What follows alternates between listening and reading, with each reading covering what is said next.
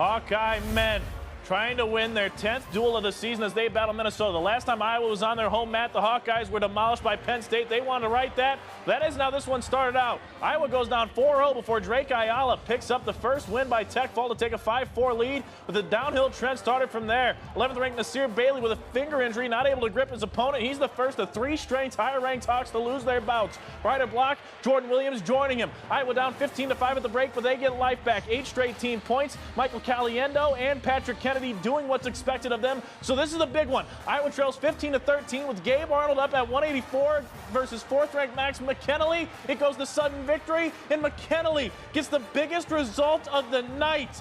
Devastation in Iowa City. Iowa loses 21-16.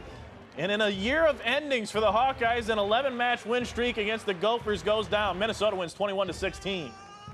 The River City rivalry hit the mat out at the Rosenfeld Orange Sports Center on the Morningside campus. As the Briarcliff Chargers, they made the trip across town to duel their least favorite neighbors, the Morningside Mustangs, folks. Both teams receiving votes in the latest NAIA dual rankings. We begin our coverage at 125 pounds. Tyler Renson wraps around his opponent to the back for 3. And Lorenzen, not done yet, using his own opponent's aggression against him, picking up 3 more on his way to a decision victory. We'll move on up to 133 pounds now. Jared Gilliam of Briarcliff just overpowers his opponent for 3. He would pick up a Tech Fall victory.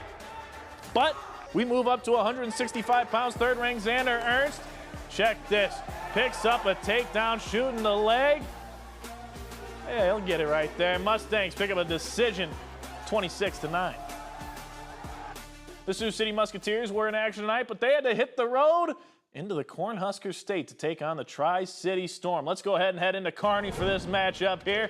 Musketeers showing off their defense early on. Storm's Paul Bloomer looking to set up Sean McEwen for the goal. McEwen shoots, but Jack Fichthorn lays out for the save. Puck tries to squeak by, but that's a save for the Muskies. But the Storm, they'd find the net. Noah LaPointe sets up Luca Jarvis. He'll slap this one into the back there.